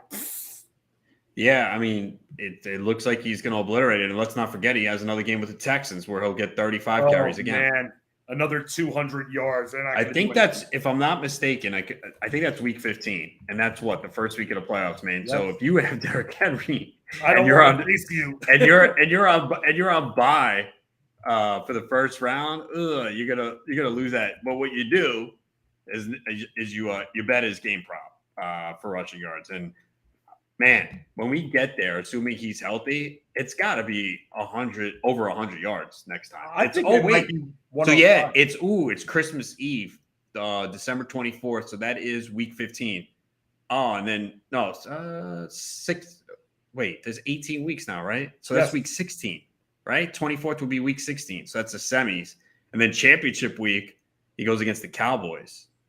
Oh, that'll be interesting. Yeah. I mean, the Cowboys have been susceptible on the ground, though. So, yeah. So, I mean, and that looks like is that a Thursday game? Yeah. Another Thursday game for Dallas? Yeah, the 29th, because Christmas is a Sunday. Yeah. So that's a Thursday night game. As long as it's not the Broncos, I'll take it. I'll take good teams in primetime games, man. I'm fine. Yeah, the Cowboys should have quite a few primetime games coming up here. They actually have not. They haven't been on primetime a lot, right? They had the Eagles game Sunday night. The Bucs game to open the year. That was a Thursday, right? So they've had two. Then they have the Giants on Thanksgiving, the Colts Sunday night in Dallas on the 4th. And I can see, I don't know if they'll move Eagles, Cowboys to primetime on Christmas Eve. Oh, I'd have to look at the schedule. And then, so they have a decent amount. That's Christmas week, by the way. Everybody's going to have to reverse their mentalities here because we've got the bulk of our games on Saturday that week. Yeah, on Christmas Eve. And then we've got three games on Sunday because they want to infringe on our NBA. Oh, they are definitely flexing out of the Christmas Eve game. It's Pittsburgh, Vegas. You got to flex out of that. Now, the problem is Fox might protect that game. There's 2 games at 4:00. And that's the Fox national game. I don't know if they're going to be able to flex out of that. If there's 2 games, Fox is not going to want to lose that audience. Again, I don't know the exact rules of that, but my guess is Fox is going to be like, nope. So looking at the rest of the schedule that day, Seattle, Kansas City, that could be New York, Giants, Minnesota. Is this on Giants, Minnesota Eve day, right? Not Christmas Day? Christmas Eve. The Christmas days, I believe, are locked in. I don't think they can flex that. Yeah, who cares? It's the NBA anyway that day. Okay? No, come on, man. That's fantasy playoffs. I know it is, man. I know it is. It's sour grapes, though, because they got to leave our NBA alone, okay? NBA, very, very popular on Christmas. Oh, I'm getting word from that Raiders Steelers NFL Network. So, yeah, that's probably not a flexible game. Because usually it's usually NBC, but now NBC gets Sunday night on Christmas, Tampa Bay at Arizona. Damn. Yeah, I mean, I think since there's only 2 4:00 games, I think Philly, Dallas, I don't think Fox probably protected that. Said, nope, you can't have it. But that's good for me, man. Because this week, I think there's only 2 this week. 6 teams up. Again, it's so stupid, man. I don't get the logic. I mean, if it's one of your teams, it's good because you're like, all right, there's only one other game on. I can have, one on one TV, one on the other. But like, it needs to be spread out better. We got what? 1, 2, 3, 4, 5, 6, 8 games at 1:00. And then the 2 games at 4 are Seattle, Arizona, and the Rams Bucks. Sorry, the Rams Bucks just doesn't do anything for me right now. I'd rather watch Arizona, Seattle. Yes. I'm actually looking forward to that one very much. I'm not looking forward to talking about Najee Harris, man. Just pitiful season that he's having. 1 rushing touchdown. What? Do you know I benched him last week in a 14-team league? Damn. For who? I played Deontay Foreman, Damian Pierce, and Eno Benjamin, which wasn't great. But, yeah, and this week, though, he's on bye, so I don't even have to worry about it. But, yeah, Najee Harris has probably been one of the worst first-round picks if you took him there. And as I've said many times, but I know that we get a new audience every 1.345 seconds. I took Najee Harris in June at the FSGA draft when I did minimal research because I start doing basketball drafts usually end of May, June, because I'm in baseball mode, basketball mode. So that draft, not fully prepared for as my first draft of the year. But as I started digging in, I'm like, yeah, don't want Najee Harris. And I had Saquon Barkley ranked 4th or 5th at running back. And in that draft, Barkley went in the 2nd round. So had I done it after I'd done a lot more research, I would have taken Barkley. And that's the only league I have Najee Harris in. Fortunately, after that, I'm off him. Don't look at his numbers right now. Or if you were looking at his numbers, that just don't close it out. I want you to guess something. Right. How many games do you think Najee Harris has had in which he's rushed for over 4 yards per carry? 2. 1. Okay. I was gonna say 1, but yeah, that's been bad, man. Look, I mean, part of it is the offensive line. That was my concern. The other part is he's not an explosive back. He's not a player that's going to break long runs. And he was very dependent on volume last year. He was also dependent on checkdowns from Ben Roethlisberger, who could not throw the football deep. So he was under pressure. He was willing to dump it off to Najee. And that's where he compiled the bulk of his numbers. So you knew a change in quarterback now was Trubisky to start, and you knew Trubisky is more likely to take off and run. And then even if they switched to Kenny Pickett, kind of the same thing. So you knew the receptions weren't going to be there. You knew he wasn't breaking big plays. The volume was likely to go down, and there was just a lot of question marks. So that was the reason for avoiding Najee Harris. It was kind of easy to see that the numbers were going to go down. So I'm just glad that I only took him in one draft. It was early. It's the FSGA. I want to win every league I'm in. You know that, even if it's free, and you do get some money there in a rank. So I want to win it, but trying to overcome it. I'm right there for a playoff spot. I'm 5-3. It's amazing. So 2 weeks ago, I lost 141 to 140. I would have beaten everyone in the league. The next week, I win 90 to 88. Probably would have lost every other team. And this past week, I put up 132, and my opponent had 170. So it's crazy. But I'm right there because what they do in that league is top 3 records, next 3 teams in points. I believe I'm the team that would get the last playoff spot right now, which means it's very tight, and I cannot afford to have another week of 90 points. So I think I have a shot to get in.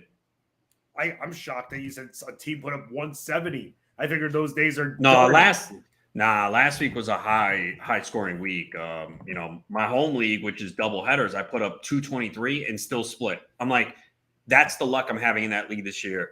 So the teams in 2nd and 3rd, I have more points than them. They're 11-5. I'm 6-8.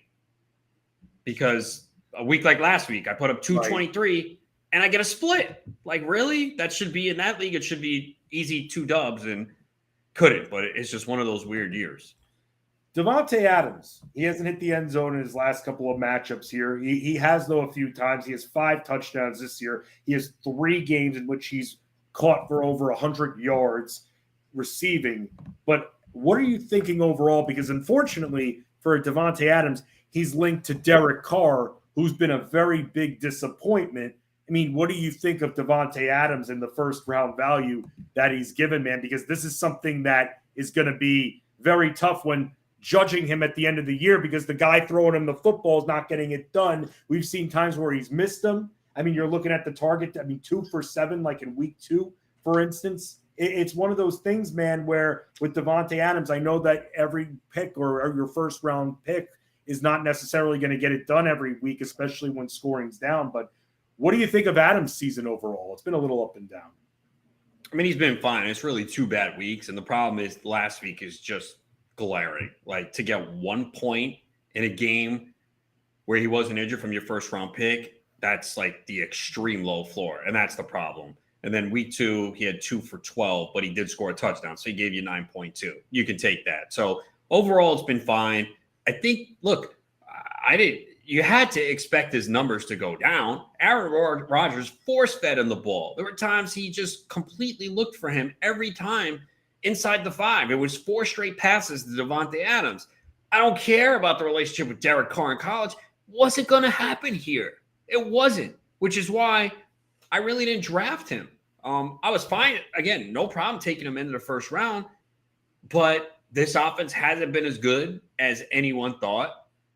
Looking at the points per game for Adams, again, are you going to count Hopkins? Hopkins is 1 right now, so take him away. Yep. So after that, he's I got to take Michael Thomas away too. He's missed games. So he's 9th. So he's been okay, but 16.99 per game in a PPR, You got Tyreek Hill went after him with 22.3. A.J. Brown went after him 19.27. Even Jalen Waddle went after him at 18.09. So you had a couple guys be better. So I think it's been fine for Adams. You couldn't have expected him to even come close to the numbers that he put up in Green Bay. It just wasn't going to happen. I thought that there might have been a chance that Carr, and nothing to do with the relationship, I thought that Carr would force feed the targets to Adams. I thought that was going to happen. I know that they had a few more weapons. I know that you have also Darren Waller there. You have Renfro there too. But I guess part of my thinking was that I just really didn't know what to expect from this run game. And I just thought it was going to be ultimately very, very pass heavy. And I didn't think that Josh Jacobs would be having the season that he had. I mean, at no one one point, did. And anyone who drafted him and said they did, they're lying because he went like in the 5th, 6th round. At one point, I thought Zamir White was going to be the starter. I felt like back in August. So thinking with that mindset, I did think that Adams was brought there to get force-fed passes too.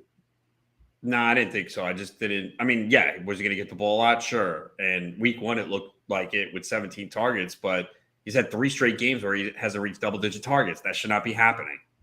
Yeah, no, absolutely. It's wild year. We don't have to spend too much time on this guy, but Stephon Diggs, very happy with what we've had from him thus far. I mean, again, taking all that we're talking about into consideration, not much else we really have to discuss regarding him, right? Yeah, I mean, I loved him this year. Try to get him in as many leagues as possible. Was a big fan of him. So yeah, I've been thrilled. I thought he was going to have a monster season. And yeah, he's first in points per game in PPR. Again, I'm going to exclude Hopkins. It's 2 games, and I doubt he continues at that pace. But Diggs has just been absolutely insane. 3 straight 100-yard games, 5 on the season. I mean, his worst game was against Baltimore, 4 for 62, and he still gave you a 10.2. He's had, 3 games of at least 26 in a PPR, 44.8 week 2, 30.8 against the Chiefs. And, the only thing that's going to hurt is when they have these big leads, how much will they throw? But he'll still get you there. And looking at the schedule, oh boy, at the Jets, home to the Vikings, home to the Browns, at Detroit, at New England, home to the Jets, home to the Dolphins, at the Bears, and at the Bengals. So I like this for the most part. Yeah, but you figure they're going to be up in a lot of these games. So sure. That's the only issue. So hopefully Jamar Chase is back for week 17 because Bills, Bengals, that would be a nice week to decide championships if you have players in those games. Dang, potential. Yeah, I mean, I was going to say potential AFC championship matchup right there between those two. I don't know about the Bengals. I don't know if the Bengals are going to pull through, though. We'll have to wait and see there. Joe Mixon mentioned this stat to you about a week ago that carries inside the 5 that he was leading among running backs. However, we got to say, though, that even though he's been catching some passes, not that impressive on the ground, though, Roan, rushing for fewer than 3.5 yards per carry. He's got a couple of touchdowns. He actually only has 3 touchdowns this year. Yeah, I mean, this is why volume's important because it's there for him, but you just haven't gotten monster games. I mean, he has 1 game above 20 fantasy points this year, and it came back in week 1. So I'd say it's kind of a disappointment. I mean, Dameon Pierce is averaging more games for him in PPR. Jamal Williams is averaging more. Even DeAndre Swift, who has missed times. Aaron Jones, who we think of not having a good year. Fournette, Stevenson, Breece Hall went healthy. So it's kind of a disappointing season considering all the volume that Mixon is getting. Yeah, it's funny because, I mean, look, he's getting a few targets too, and that's helping out a little bit. But if he's not hitting that end zone, man, those carries inside the 5, you would expect someone that has been getting a lot of that love to be able to get in the end zone more. But just, again, interesting season. Saquon Barkley, dude, I'll say this. I know I didn't hit the prop last week on him, but so many people, it seemed like, were afraid to even touch this guy.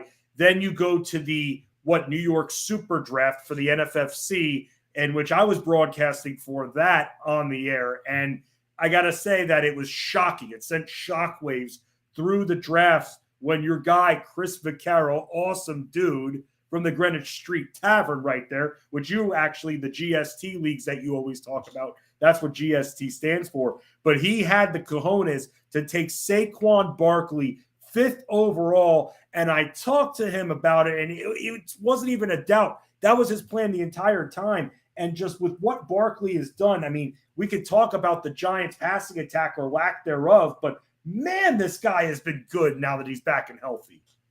Yeah, I love the Barkley this year, so I had no problem with his pick. And that's another example of knowing your league. That was a high-dollar league where he knew ADP is out the window, and he knew Barkley would not make it back to him, and he was very high on him. So you have to make the stance, take the play there because you know he's not coming back, and it's obviously worked out great so far. But my reason why I like Barkley so much is, number one, he's hardly ever coming off the field. There are very few running backs that are just going to get all the volume, and you knew it was there with Barkley. Injuries, again, I can't worry about it that much. He talked about how last year he wasn't comfortable. He got stepped on. He was healthy this entire offseason, and I felt the Giants would be an improved team under Dable. So the volume has been great. He stayed healthy so far. He's got the bye week. Probably came at a good time. He was getting a ton of volume. Schedule looks pretty good in the weeks ahead. Texans and Lions coming out of the bye. So I just need him to stay healthy for week 17. After that, I could care less. If he's not healthy in the playoffs, doesn't matter to me. So just get me to week 17. After week 17, I don't care about. Yeah, I don't care. I don't care because, I'm not a Giants fan. So, yes, they look like they're well on the way to the playoffs. But three teams from the NFC East at this point going to the playoffs. Looks like it, yeah. Crazy. Right now. Yeah, I mean, the Giants, I think, still a little bit of a question mark there. But, again, with their schedule, Texans, Lions, again, they're a team that they don't beat themselves. They're very well coached. Could they lose one of those games? Yes. I don't think so. Final player that was drafted around the first round inside, I kept it very loose, too, because they're different leagues. So I picked about 15 players that could have been drafted. What happened? I know we're going to get to NBA, but Jimmy Butler's been ruled out, and Zach LaVine is going to play. I almost bet DeRozan's prop. Good thing I didn't. I felt like LaVine was going to play the entire time, though. No, I thought he was going to sit on a back-to-back. Yeah, I thought he was going to play. That's the vibe I was getting. Everyone thought it. I didn't think he was going to play. Okay, yeah, I was, I thought I had the intention tonight that he was going to play. So, interesting. But yeah, that's not good with Jimmy Buckets being out. DeAndre Swift, let's just discuss this very quickly. You kind of give him a pass because of the health issues at this point. Like we can't really judge an injured player. That's the problem. And this guy has had action in just 4 games. And clearly last game, he wasn't ready to come back. And when he's played, he's been pretty good. Did he? I guess he left the Minnesota game early, right? Where he had 7 points. Damn, he's only played in 4 games this year. Yeah, man. And he left one early. Yeah. Oh my. 2. Oh no. He has one game of double-digit carries. Yeah. Oh my goodness. What a disappointment. I think there's a guy. It's going to be tough to draft next year. I mean, do you call him a disappointment, or you kind of give him the bailout because of the injuries? No, I mean, he's hurt you. So I get it. Injuries are part of it. But if you drafted him, he's hurt you. He's not available. Right. And by the way, I don't think, and we were talking about this too with Jamal Williams here. Even when Swift is ready, Jamal Williams isn't going away. Before any of Swift's injuries, Jamal Williams was still getting double-digit carries. Yeah. I get that, but we saw it last year, and he was early, and then it tapered off. But now they're going to be so worried about Swift staying healthy that he probably will be in the mix. Right. Good for me, who has Jamal Williams, picked him up weeks ago here on some of my teams there. So liking that right there. We'll have to see what happens with DeAndre Swift. So there you go right there. First round failures, quite a few of them, Ron, more than we would expect here from the first round of fantasy football drafts. But hey, that's the world that we're dealing with right now. We're going to call an audible with our plan on the playbook today because we're going to switch up the plays. We're going to do pissed tomorrow because we can't be pissed after just doing a review like that. We're already pissed enough. We're going to save it for tomorrow because we want to talk more plays, and we're going to hit the world of the NBA. And I'm actually involved in NBC's Battle of the Bets. So I have 2 baseball props that are actually being played against me. I want to see what the Roan Man thinks of that for the World Series after the Philadelphia Phillies monster win last night. Let's see what happens next. Let's talk about the NBA, the ins, the outs. We'll go over the lines too. It is the playbook with Fenty and Roan, powered by FantasyAlarm.com and sponsored by Jock Market on Bettor Sports Network. The Playbook with Fensty and Ronis, presented by FantasyAlarm.com. Weekdays at 5 p.m. Eastern, sponsored by Jock Market. Stay in the game. Co-founder of Jock Market, Dave, what's up, man? Hey guys, how are you doing? Thanks for having me. Doing? Thank you for coming on. sponsoring the show and the network and everything, man. We much appreciate it. Yeah, absolutely. We have one of your I don't know what you should call him, not a sycophant really, maybe a disciple, maybe I don't know, John Legeza on once in a while, and he is like he's on it, like all in caps Jock Market, and like his enthusiasm for it. I mean, look. Like I remember we had Jock Market sponsor one of the athletic shows a while ago too, so I was familiar with the game. But he is like, man, the proselytizer big time of your game. Yeah, right from the jump. The second we first started talking to him, it was very clear it was a match. He got the game. It was like he's a big stock guy too, so the crossover between that and him making picks every day, it's really like a match, perfect match for us. That's cool. That's what's up. Me and Nando, we've talked to. I mean, we've been doing shows for a long time. And I remember back in the day, interviewing Nigel and Jason Robbins and all of that stuff. And one of the interesting things when we talked to Nigel was hearing about the story of FanDuel and how it kind of came about at South by Southwest. How did Jock Market come about? Where did the thought process come from? Like, what were you into at the time? What were you looking to do? How did Jock Market become to be the app that's on our phones today? Yeah, no, great question. So, working with my co-founder Tyler at our previous company, we played a lot of DraftKings and FanDuel on our own, and obviously we liked it. We loved playing, but figured there were other ways out there, other ways to play that would be more interesting. And we've also both been interested in investing for a long time, and it was kind of crazy that the stock market and sports concept hadn't really been. I mean, it had been people had tried it before, but that hadn't really worked. And then the daily fantasy spin really showed us an opportunity to make it work where you can have an intrinsic value for those shares. So you have people coming and buying in shares, but if it's a perpetual market, the shares never pay out. It's kind of hard to figure out what they'll be worth. But in a daily market, you buy those shares, in the afternoon. By that evening, for the most part, they're going to pay out real cash. So you have an intrinsic value. I think this is going to be worth X dollars by the end of the night. So now I have a number I can come and pay for it. So that's really where we saw the opportunity. It's just a matter of making the game work within fantasy sports regulations and making it fun and interesting and giving people the opportunity to make money by playing. Smart from the right side with the steal. Tatum with the basket. Tatum quick three. Got it. That was a design play. Little false action to get Tatum on the pop. We'd like to thank Jock Market for sponsoring the Playbook with Fensty and Ronis. Jock Market. Make real money every second of the game. Gotta tell you, Ron, I just, as we hear the Jason Tatum highlight there from the Celtics television network, I'm tired of these repeat games, man. I'm very tired of them because it's going to keep happening. It's travel. They did this with COVID. I mean, I understand why they're doing it, though, in a way. But, I mean, yeah, it's not great for us. Do you think, though, that we're still at the point in the season, though, where it's still so fresh that teams may not readjust to the mistakes they made the previous game very quickly? Because I've utilized that before with someone like Ivica Zubac when he was facing the Thunder and it worked out. But I can't imagine for impactful players that the team, if they get dominated by a player for 35 points, let's just say, and then they play the team again, I can't imagine that's sitting well and they're like, okay, we'll still go with our game plan and hopefully play better defense. Yeah, I mean, it's something I'm actually watching tonight with Cade Cunningham and the Bucks, right? Yeah. He had a big game the other night. Are they going to let that happen again?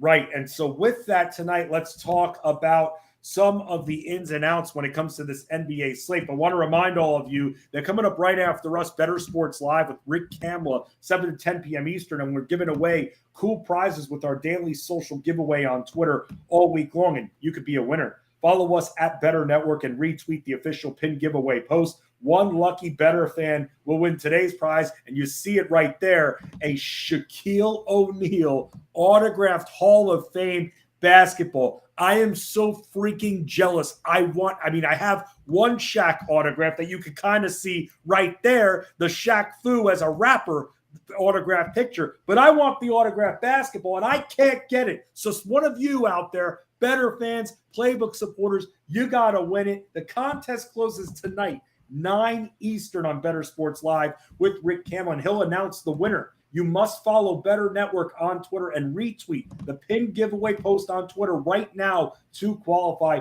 Brought to you by GetInTheGame.com and Bettor Sports Network. Always use another Shaq autograph here. All right, Roan, so here's what we're looking at. We got, no Embiid again tonight. Shocker, he's still sick from the Hawks, so that's the Wizards. Remember, now. that game already started at 6 p.m. I'm assuming, did they move that recently because of the World Series? I thought it was at 6:30.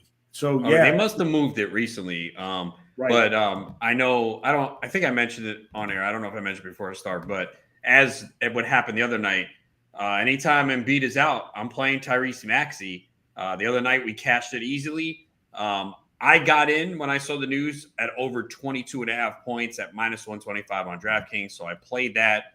That game is 25-18 right now in the first quarter. Maxey has 8 points so far. Woo! 3 of 5 from the field. So yeah, I mean, Harden had a monster game the other night too. But yeah, they are down 26-18. Porzingis, 11 points, 3 rebounds, off to a good start in this one as well. So you talked about Porzingis props. So he's been playing very well lately. Yeah, man, it's just, again, matchup nightmare for undersized teams. And that's going to be huge. And that's where, because he doesn't have to bang with the Rudy Goberts of the world that'll crush him inside, that's where he'll get in with ease, being that he's 7'3" and very lanky. So we're going to have to, and this was a good spot where you can utilize him with no Joel Embiid, because Philadelphia, very good when it comes to their starters, but when it comes to their bench depth, someone like a PJ Tucker, let's just say, he's just not that big. As feisty of a defender as he is, he's just not that big. That's the issue. And when you've got a guy like 7'3", like Porzingis towering over him, it's going to cause a matchup problem. Other injuries from games that have yet to start: Hawks, Knicks, we've still no Bogdanovich. Waiting to see when Quentin Grimes is going to be able to get back into the mix too, because he'll shake up the Knicks rotation a little bit. Then you've got Darius Garland is going to make his return tonight too. So we're going to have to actually see how that impacts, Ron, you were talking about this, Donovan Mitchell in the Celtics-Cavs game here. And a prop that I like tonight that's actually being utilized against me because at NBC's Battle of the Bets, I actually, if you choose the same prop as the defending champion, the champion takes priority and he gets the prop. I really like that Tatum over 27.5 points. I actually also kind of liked, and I didn't take this and I could have taken it, I kind of like the 34.5 points and rebounds for Tatum too, thinking he could grab 6 to 8 boards as well. Not worried about the Cavs defense. I mean, I know he faced them recently, but that game went overtime and there was 255 points in that game. I don't see that again. He had 32 and 7 in that game, shot 11 and 19 from the field.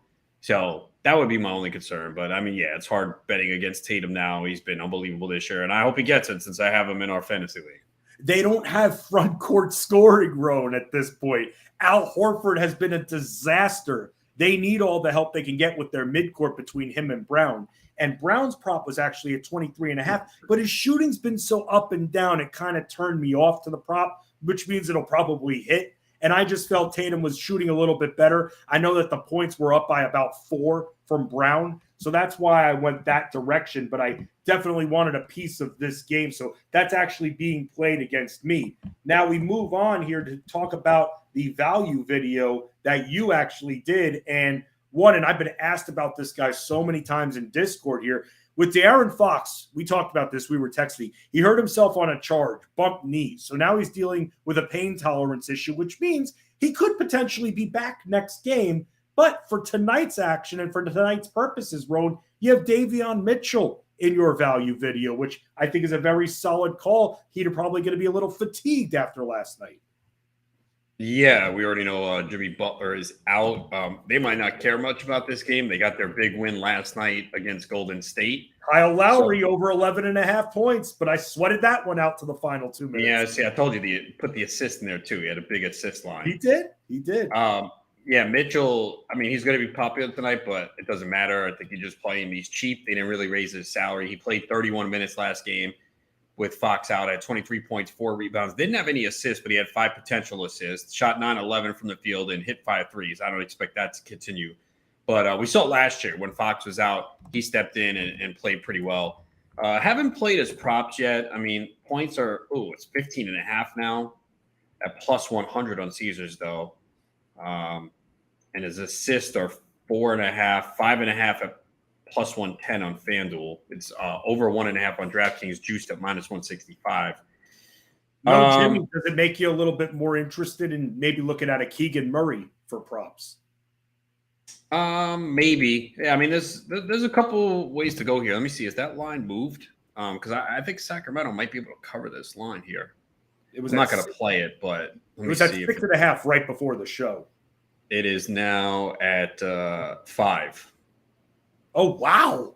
Wow, drop that much? Because Butler's out. That's why Butler's gonna make the line move. Yeah, for sure. For sure. Interesting in that game. But 220. I mean, but can the pace Sacramento, can they make Miami play fast? Right. That's it should pick up. So then are you going back to Lowry? His line is 13.5 points. You know what? And the assists it's a back-to-back, though. That's why, dude. Older guy, I'm not going near it, man. If it hits, it hits. I'm not going back to it. Yeah, I kind of want to play Mitchell props, but you got to be careful. I mean, if you are, you got to. I'm not going to do it. Yeah. I'm not going to do it. I already have some bets in, so. You can look at the scoring, but it's probably going to be astronomically high, and his assists are going down with Garland back. That's the problem. Wait. Oh, no, you were talking about Davion Mitchell, right? Yeah. Yeah. My bad. Yeah. That's a different. I didn't even look. Donovan's numbers are probably going to be too high based on the last few games, so I'm probably not going to play it because it is going to be interesting to see how him and Garland. It's interesting because he came there and it's kind of been his team, and now he's got to get back with Garland in the mix. Yeah, and that'll be very tough. I'm telling you, that's not going to be as easy as you think. So we're going to have to wait and see on that one. The Pistons and the Bucks, they just played, and this spread was at 11.5 after it was a 2-point game last time out here. And I mentioned this before, but in Battle of the Bets, Ron, Brook Lopez, he's actually been rebounding. I mean, he's been blocking the hell out of the ball too, but he's been rebounding, grabbing almost 7 boards per game. You're seeing that consistency, and we know how much of a matchup problem is because he can stretch the floor with that good shooting that he has. And when you're looking at this Bucks team who have not had Chris Middleton, they've gotten virtually nothing from their midcourt. You're wondering why they've been so successful. It's been their front court. It's been Giannis. It's been Lopez. It's been Portis, too. I mean, Holiday's Holiday. He'll do his thing. But those three have been so money, even Portis, who's not even guaranteed 25 minutes a game. But I saw that Lopez points, rebounds line at 19.5, man. And I'm thinking that it's that low because the books, I'm convinced that the books think that the Bucks are just going to blow out Detroit tonight because I'm shocked that it's that low. Well, it could also be because that's what it's been recently, and maybe they haven't adjusted yet. I'm sure a lot of people are not playing Brook Lopez props, so maybe people haven't been exploiting this number because, the last 3 games, 25 points of rebounds, 27 and 33 in the same matchup as the other night. I played the over 13.5 points because it was minus 110. The points rebounds, I think, were minus 125. I think both are good plays, should get there. I mean, he scored 21 and 24 back-to-back games. He's gone over 13.5 points in 4 out of 6. The 2 that he didn't, surprisingly, were Brooklyn and Houston. Like, really? I know, right? But they were 2 of the first 3 games, so he also played 28, 29 minutes. The Houston game was a blowout, but the last 3 games, he's played at least 33 minutes. Now, they haven't been blowing teams out. I mean, they beat the Knicks by 11, but that game was close most of the way. They beat Atlanta by 8, and they just beat Detroit by 2 points the other night. You would think, okay, well, maybe this is the game. But either way, he might be able to get there before the game gets out of hand. That's what you're hoping. So I played the over 13.5 points. Slow. They don't have Duran, who's a bigger body there, but it doesn't matter for Lopez. He hangs on the wing. He's not playing as much, but for rebounding purposes, that'll help him out there because no disrespect to Isaiah Stewart, but he is slow, just very slow there. So you and I are both on Brook Lopez for tonight to have another over. You have the points. I have the PR at 19.5. Then we go to Clippers and the Rockets here in what should be nice pace-up spot for the Clippers in this game. And in this one, we have no Leonard, no Covington, no Tate on the other side, no Bruno Fernando as well.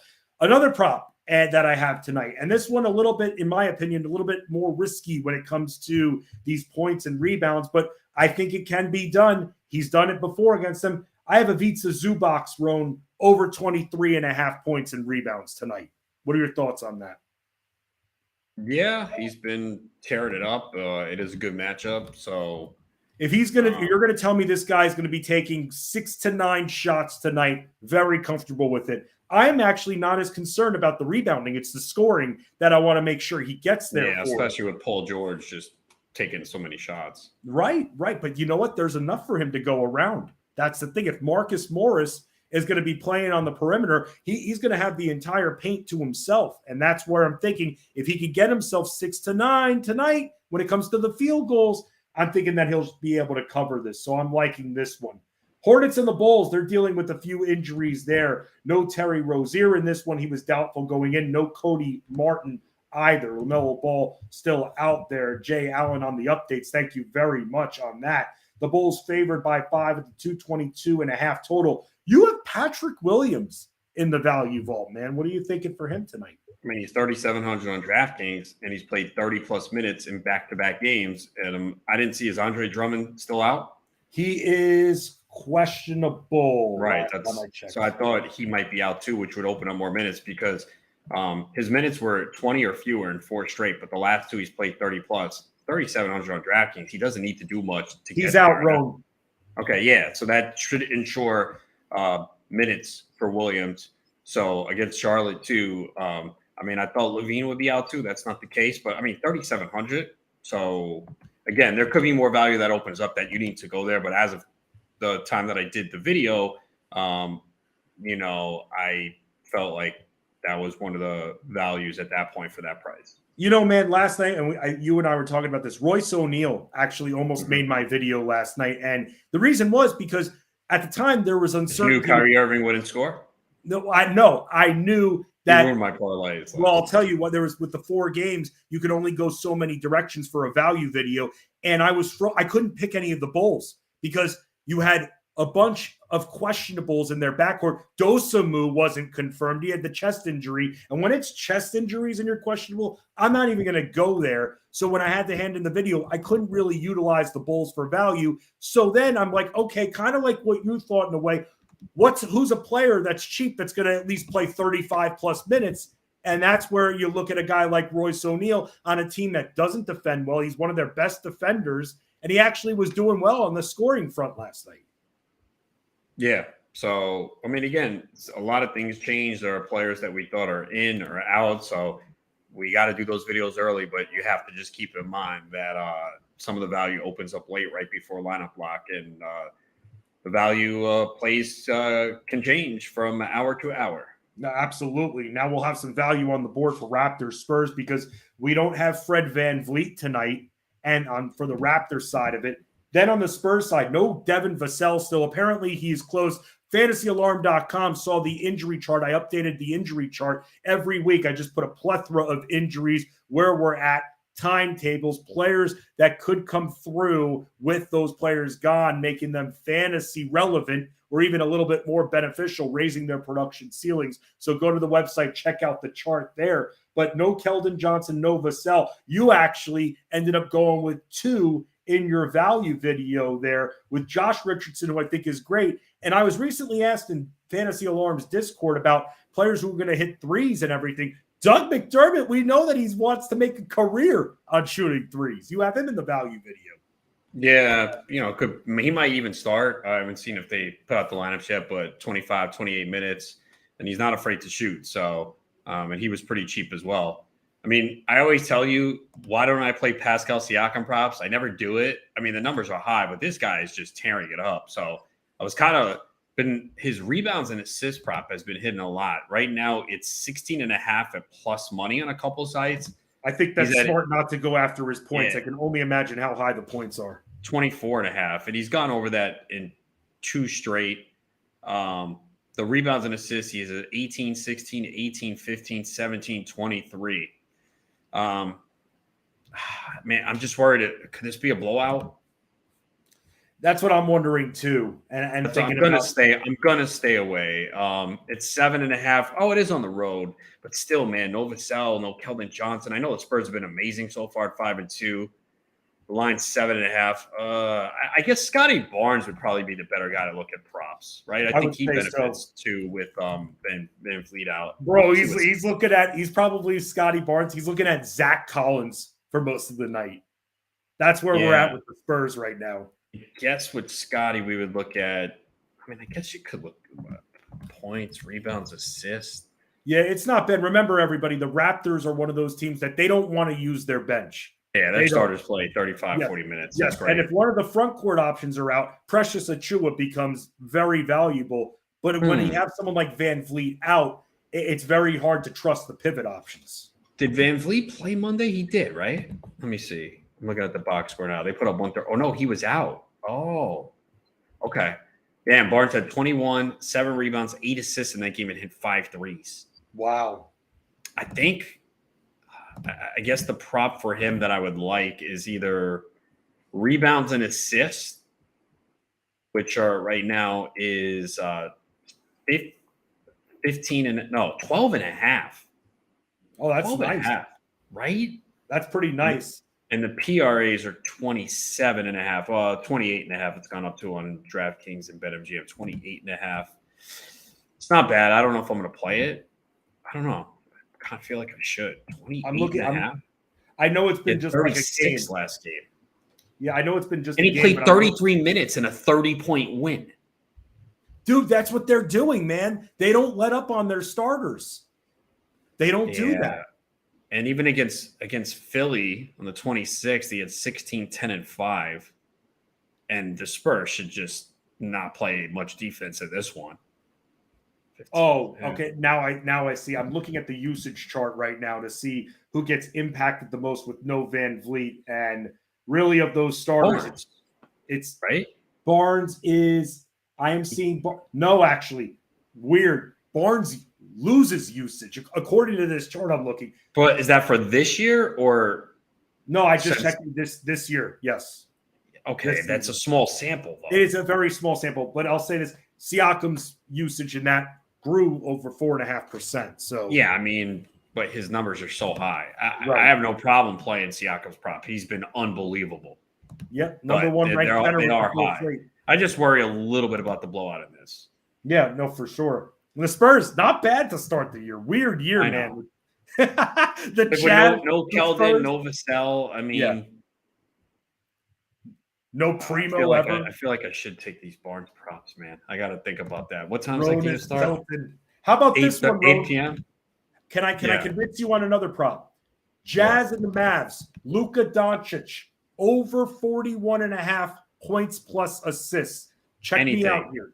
Rebounds 8.5 over. I mean, I don't see how you cannot play anything with him in the over. I mean, he's going to have one of the games where he disappoints, but I mean, he's been insane. I'm hoping that if the Jazz do slow him down, he goes into pass mode a little bit more, and that's why I wanted to include the assists there.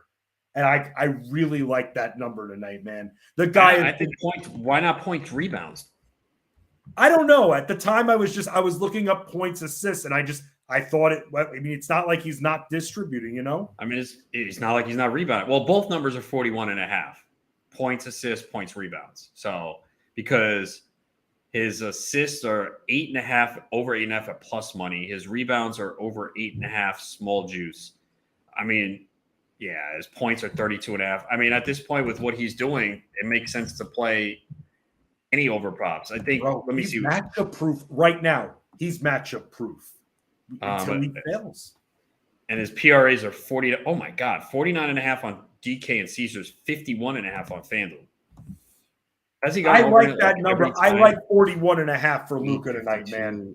26. He's gone over his PRAs every game, bro. He's going to have to shoot a lot of threes. No.